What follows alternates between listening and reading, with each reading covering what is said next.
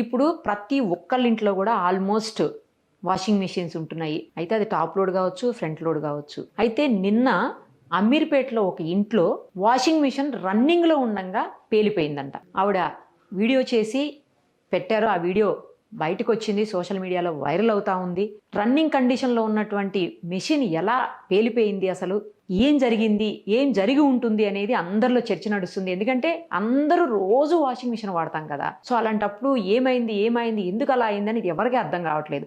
ఒక్కసారి అసలు ఆవిడ చెప్పేది విందాం ఫస్టు. ఏం జరిగిందనేది ఆవిడ ఏం చెప్తున్నారు?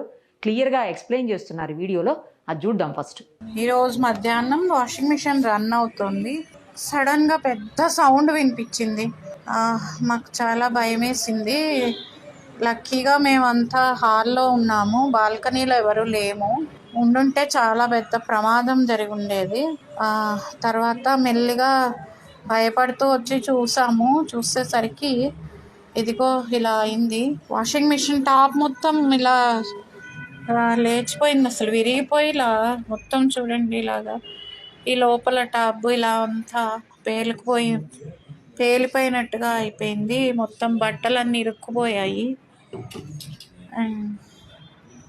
ఈ లోపల టబ్ అంతా ఇలా వంకులు తిరిగిపోయింది. బట్టలన్నీ లోపల ఇరుక్కుపోయి ఉన్నాయి. దీని లోపల పార్ట్ ఈ battery I think battery or water filter maybe. ఇది చాలా బరువు ఉంది. మేబీ 1 టన్ బరువు ఉంటుంది. అంత బరువు.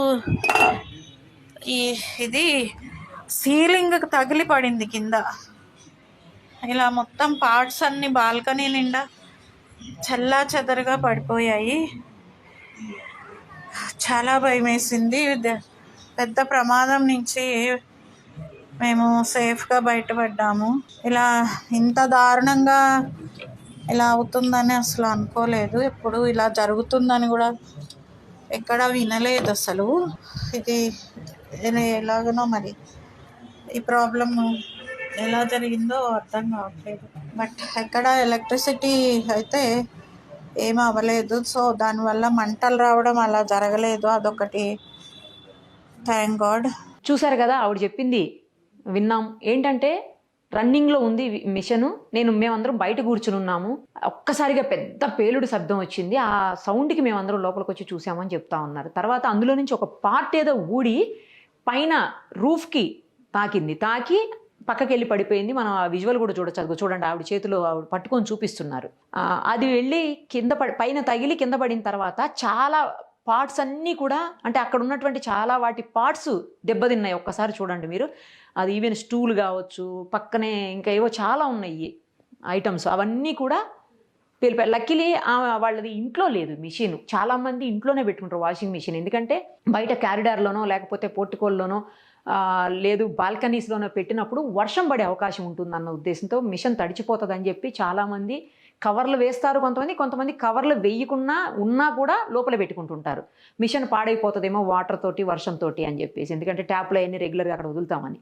బట్ వీళ్ళు బయటే పెట్టుకున్నారు, బాల్కనీలోనే ఎక్కడ ఉంది. అయితే మేము చాలామంది మార్నింగ్ నుంచి ఈ వీడియో పంపించి దగ్గర ఒక 7-8 మెంబర్స్ మెకానిక్స్తో మాట్లాడినప్పుడు ఎందుకు ఇలా జరిగింది, ఎవరైనా మాట్లాడండి, చెప్పండి అంటే అసలు మేము ఫస్ట్ టైం వింటున్నాం. నిజంగానే మేము కూడా ఫస్ట్ టైం వింటున్నాం వాషింగ్ మిషన్ పేలిపోయింది.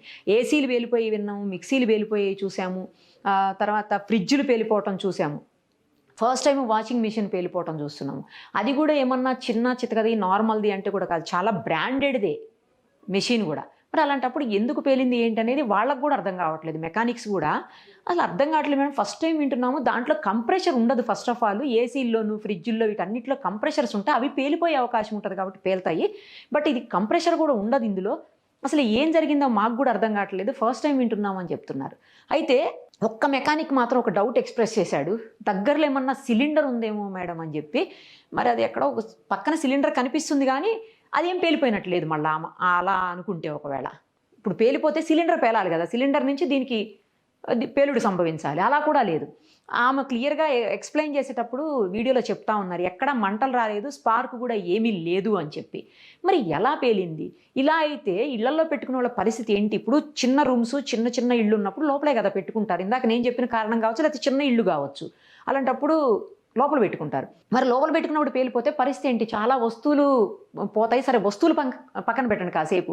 ఇంట్లో చిన్నపిల్లలు ఉండొచ్చు, పెద్దవాళ్ళు ఉండొచ్చు, ఎవరైనా ఉండొచ్చు. వాళ్ళకు కూడా ప్రమాదమే కదా! ఇప్పుడు అంత చాలా వెయిట్ ఉంది, అది చాలా కేజెస్ ఉంది, వెయిట్ ఉంది, భయంకరంగా చెప్తున్నారు. ఇదేదైతే అందులో నుంచి వచ్చి బయటపడిందో ఈ వస్తువు.